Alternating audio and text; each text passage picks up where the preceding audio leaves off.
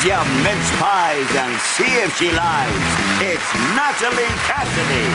He's mischievous, but can he be devious? It's John Jolly. And their team captain, it's Lee Mack. And facing them tonight, look out, it's the sharply jesting Frankie Boyle, the shrewdly investing Duncan Valentine, and their team captain, David Mitchell. But first, please throw off all pretense of restraint for your host, Angus Beaton.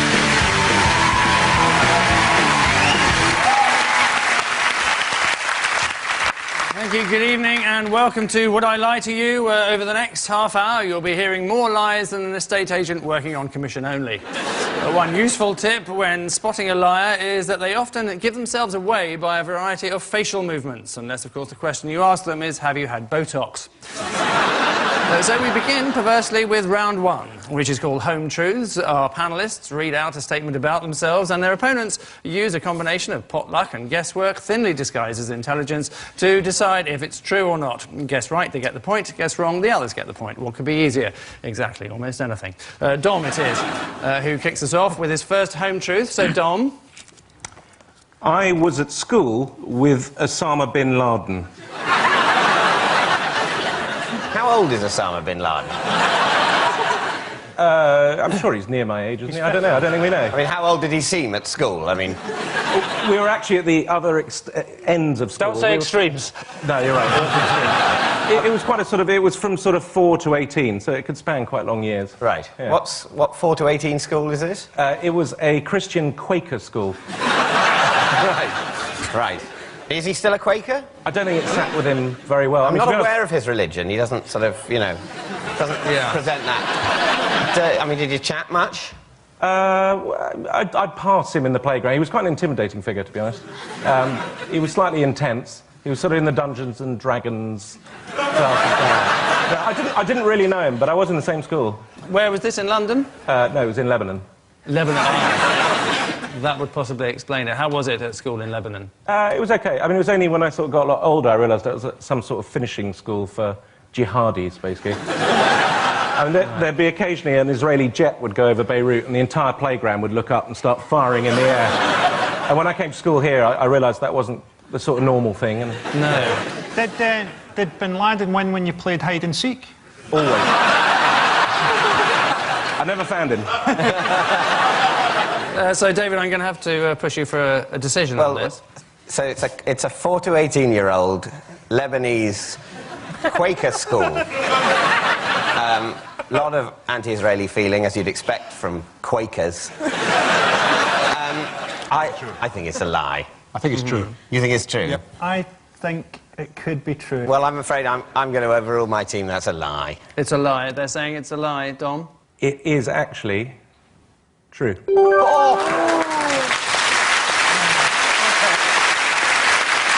Yes, it's the truth. Dom was at school with Osama bin Laden and still remembers those happy playground games like tag, stuck in the mud, and die, infidel, die. They grew up to have a lot in common, although Dom was slightly better at knowing where to draw the line with his pranks. So it's all eyes on Duncan. When I ran a large public company, I banned all my staff from buying paper clips. Why? Letters came in the post, and I'd be sitting at my desk, letters came with paper clips on them. So I took the paper clip and put them up, and I realised my pile was getting bigger. So why buy paper clips when you get more coming in the post than what you send out? I think... Nobody should ever buy a paper clip again in the whole world, ever. Polite people send the paper clips back to the person that sent them the letter. They finish using it. Exactly, so why do you need any more? How much money do you think you saved? I saved about £5,000. Are you trying to convince me that one of the top businessmen in the country at some point sat down with his staff, said, we've got this important letter to send, could be a big contract, could be worth a fortune, let's get it in the post, and someone said, oh, we need a paperclip, and you went, let's just wait. Yeah.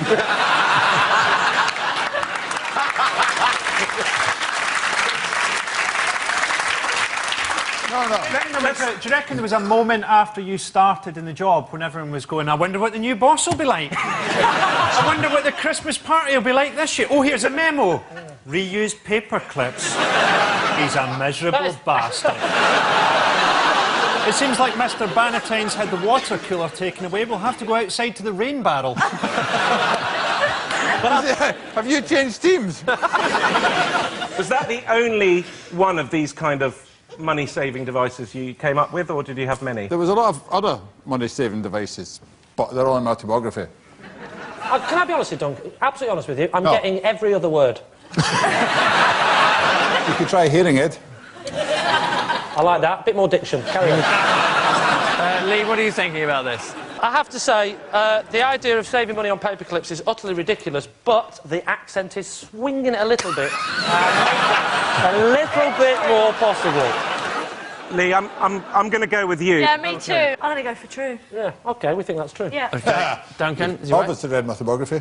It's true. It's true. It is true that Duncan did ban his staff from ordering paper clips, which appears in autobiography. I don't know if you mentioned that. So, Natalie's fascinating fact is next. Natalie? I have passed toilet roll under the cubicle wall to Madonna. Sheet by sheet or a whole roll? No, about 5 sheets. Right. Did you specify the number of sheets you wanted? No, I was so starstruck, I just went like that. Well, how did you... So you'd recognise her by I knew her she was in the voice? cubicle next to me. Oh, right. I knew. I was in a club on a Wednesday night. A club? It's called China Whites. It's a club where a lot of people go. It's China Whites ran out of Whites. toilet paper in the ladies. Somebody stole it. Apparently they needed it for their office. They weren't willing to buy their own.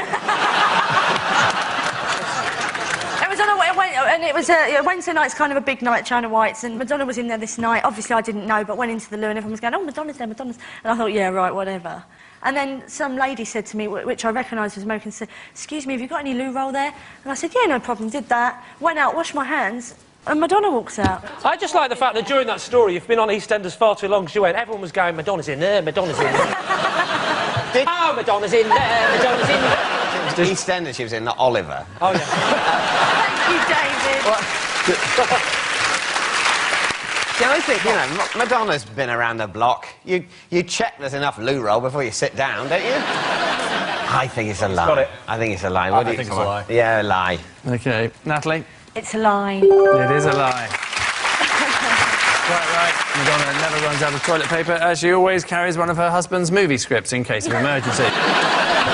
All of which brings us staggering to the end of this opening round, where the stark truth is that Lee's team are already blazing a trail, leading as they do 3-1.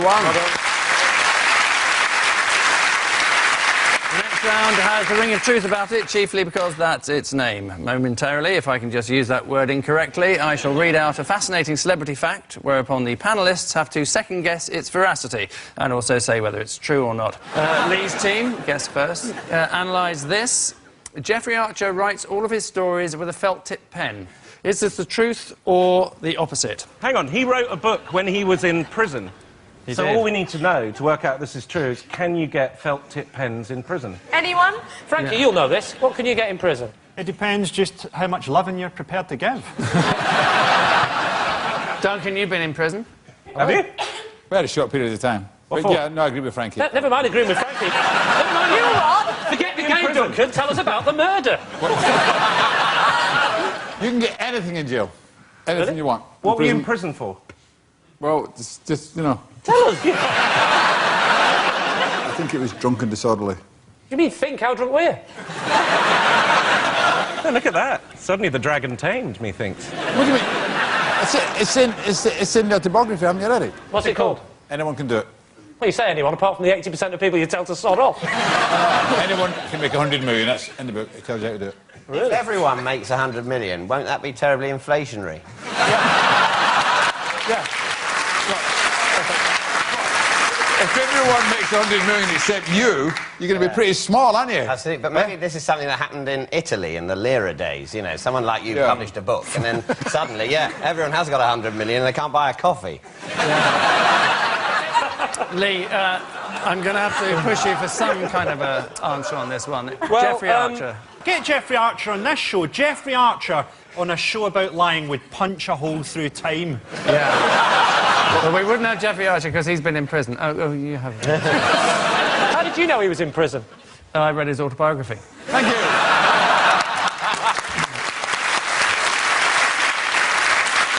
Which was spectacularly poor. OK. Just out of interest, when you finish having sex, do you say, I'm out? Yeah.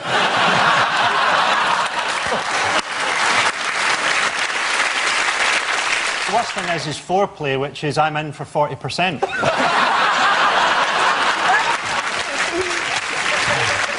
Anyway, Jeffrey. I think he does. Yes. Yeah, I think that. Captain? I think he does as well. Then I think if you're Okay. saying he We're on does, a lucky streak. yeah, let's go for it. You're saying- Okay, then we'll say he does. He does, and the fact is, he does. It's completely true. This is, in fact, true. Jeffrey Archer does write all of his stories with a felt-tip pen. His first job, incidentally, was working for Oxfam, and he still has a unique connection, as they're now the main stockists of his books. David's team. Your quote comes from the great 20th century poet, essayist and raconteur Jody Marsh. Everyone thinks I'm thick, but what they don't know is that I won nearly £6 on a Weakest Link quiz machine. If I was going to make up a lie like that, I'd reach for the stars and say a tenner. I must say, Yeah. one thing Yes, about that please. quote which is really sad is I know that I won nearly £6. What's nearly God. £6? What, so Why did she not £5? say £5.40? Well, actually, but those machines, they don't give they give quid, single quid. So nearly six. The nearest to £6 she's got Sorry. is £5. You can't say five. I mean, what you know as a businessman, where are your accounts when you start calling £5 nearly six? Suddenly, £5 billion is nearly £6 billion. That's a £1 billion shortfall. This was the 27th birthday party of one of her friends when she got very, very drunk. If you had to get someone to answer a question on a quiz machine to save your life, right, would you get Jody Marsh? I would rather that she fell drunkenly onto the quiz machine with her face and chose the answer that way, rather than using a body of knowledge. Yeah.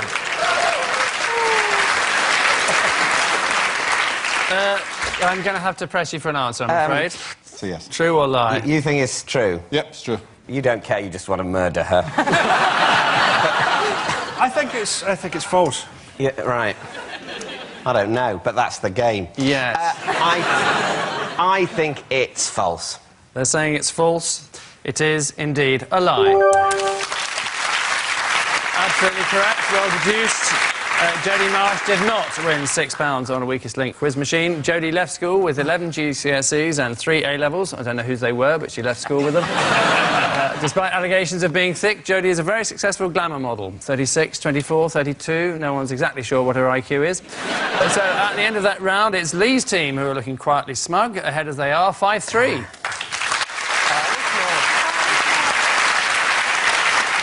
Our next round goes by the somewhat truncated title of This Is My. Each of Lee's team will claim to have a genuine connection with tonight's special guest person who we're about to introduce you to. It's up to David's team to weed out the bona fide from the bogus. So please welcome this week's special guest person, Ina.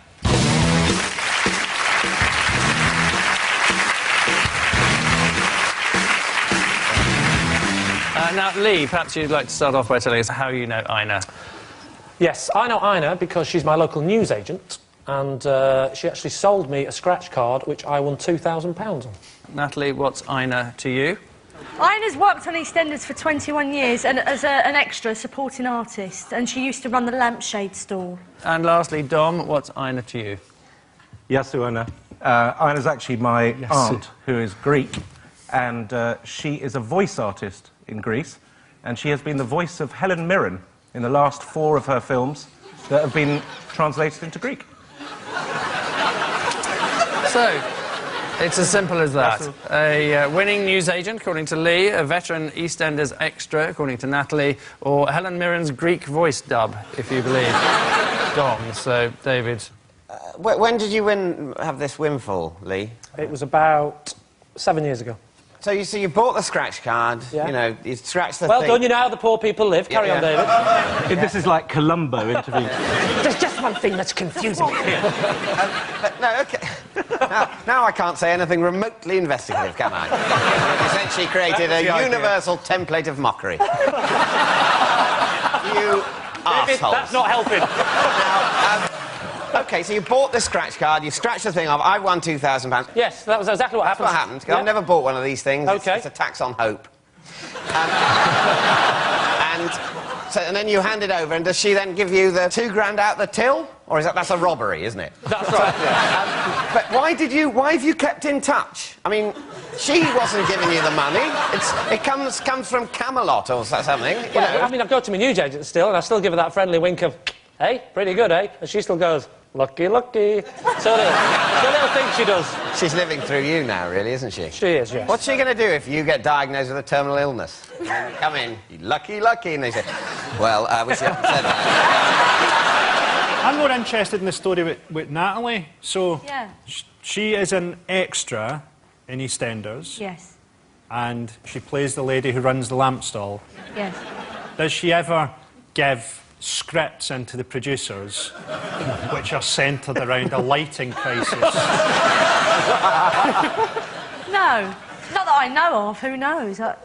You haven't investigated the most likely scenario, obviously, which is her being Helen Mirren's Greek voiceover artist. Voice double. Can you speak Greek, Dom? No, I can say Epharisto and Yasu, but only from visiting her. She's married to my uncle, basically. It's very plausible, that, though. Is it? It seems incredibly unlikely. She does have this slight sort of lack of hope of someone in EastEnders.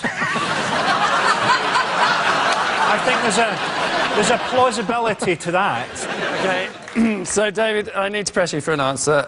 Is this Lee's lucky newsagent, Natalie's lampshade seller from Albert Square, or Dom's Greek thespian aunt?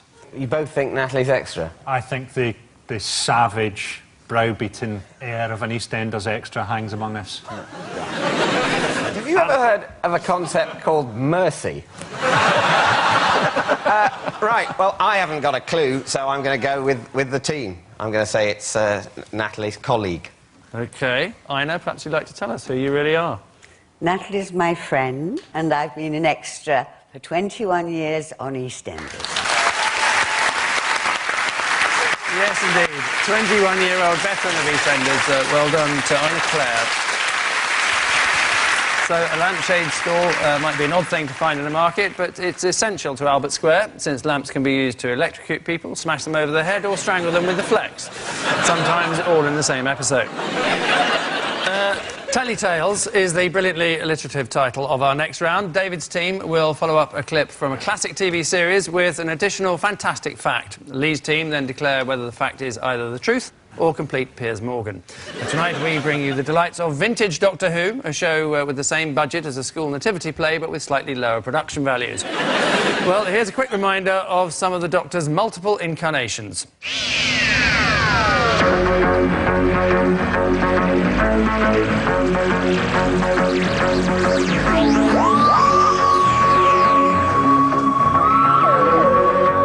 Social call. They will be even more deadly.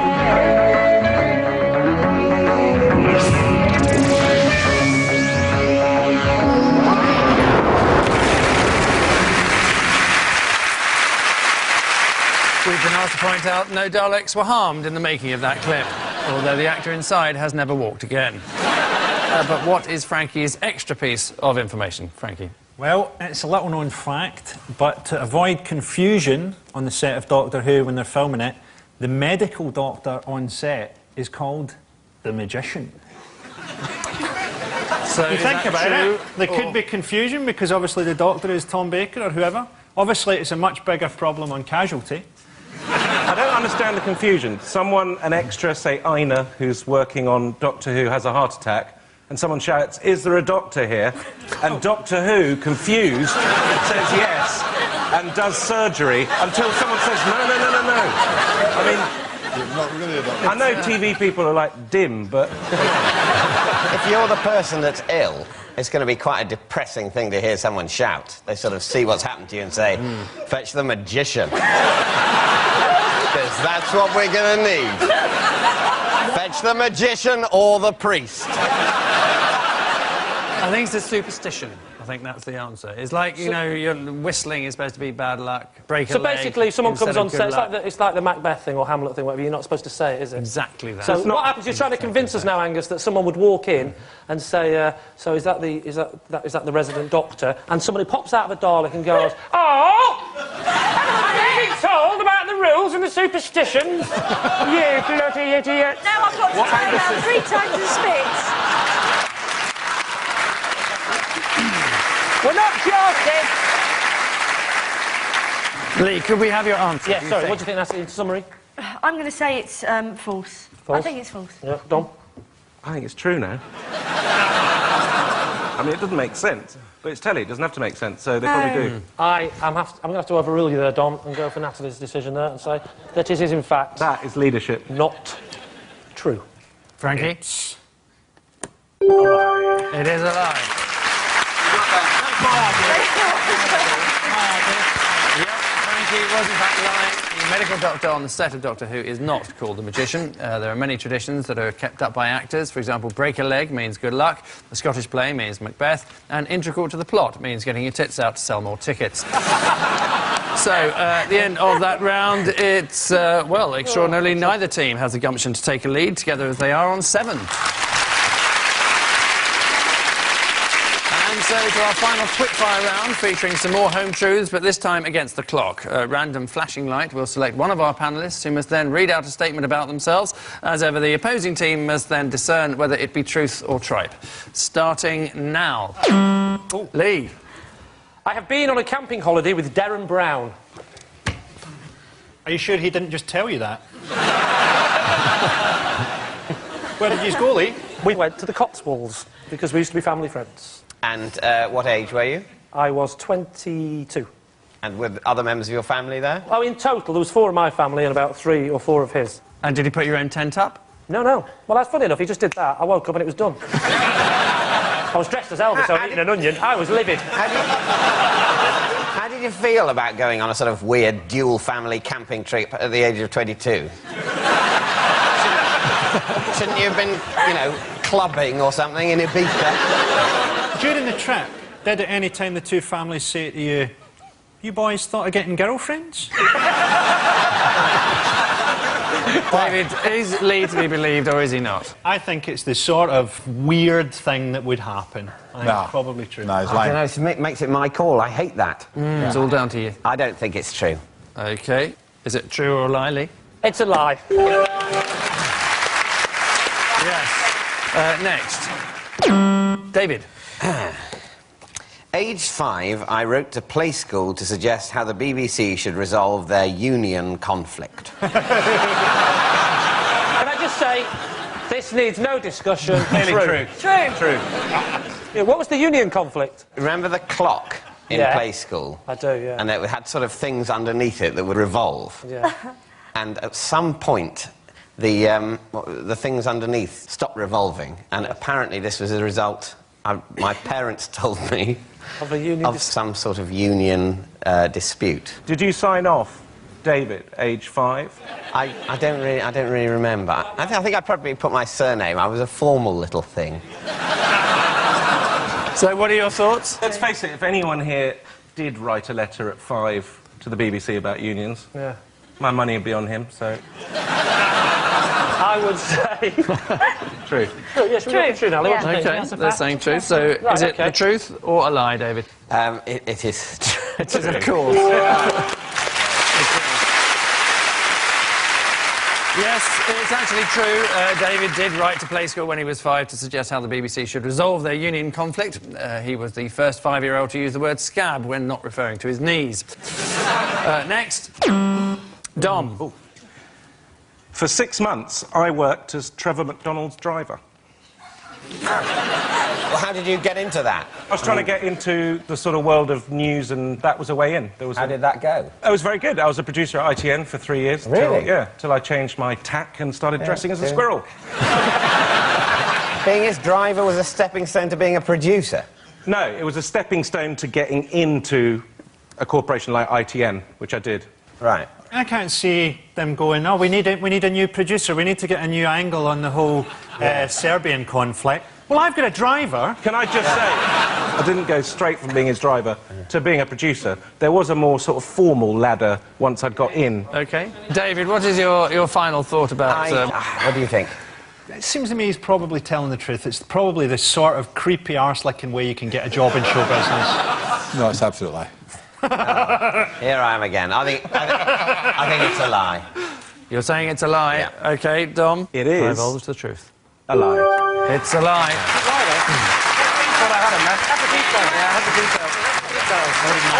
It's a lie. Dom was never Trevor McDonald's driver. Trevor McDonald, of course, became Britain's first black newsreader in 1973, in much the same way as Natasha Kaplinsky became Britain's first orange newsreader in 1993. Next, Frankie. I am allergic to coins. What happens? Why are you allergic? They got copper in them. All British coins are made of cupro nickel. Yes. I'm allergic to copper. You must occasionally have to deal in money, so do you have special gloves, or what do you do? No, I just take them, and it makes my hands a bit sore. What about silver, like 50p pieces? Are they copper? They're cupro nickel. What about gold Is that true? doublets? I'd be all right with that. So often I shop in the 14th century. Lee, what are you veering towards? I'm veering towards... There's a possibility that this is true, actually. Yeah, I'm veering towards that as well. Your call. You're going false? Yeah. You're going true? Mm-hmm. I'm going to go for false. You saying it's a lie? It's true. You never go for it. It's absolutely God's honest truth. Frankie was telling the truth. He is allergic to coins, so he's going to be doubly disappointed when he receives his payment for this show. Next. David. I fainted in the cinema during Kill Bill. Oh, yes. What stage of the film did he faint at? It was odd. It was the bit where, you know, she's sort of paralysed. And it was when she's sort of trying to drag herself out of this place. But it was the whole... I'm quite squeamish. And Just it was out the of whole interest... desperately being paralysed, trying to drag yourself out of a kind of hospital facility where people might kill you. That really got to me, and things started to blacked spin. out. David has never... He hasn't seen Kill Bill. Yeah, I agree. I'm telling you now, he hasn't gone to the cinema and gone, oh, I'm going to watch Kill Bill. Yeah. No way. I can't imagine any moment in his life where it would make him think, yeah, I'm going to go and see Kill Bill. Absolutely. Lee. Go on, then. It's a lie. It They is say it's a lie. a lie. It is a lie. Well done.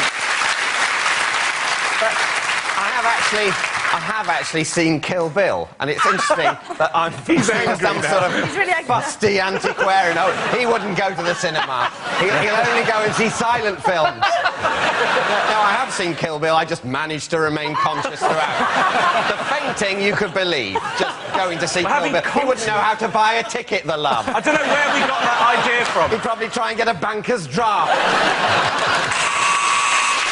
Which, frankly, irritating noise means at the end of our final round, well, we have no victors whatsoever because both teams are neck and neck on 11.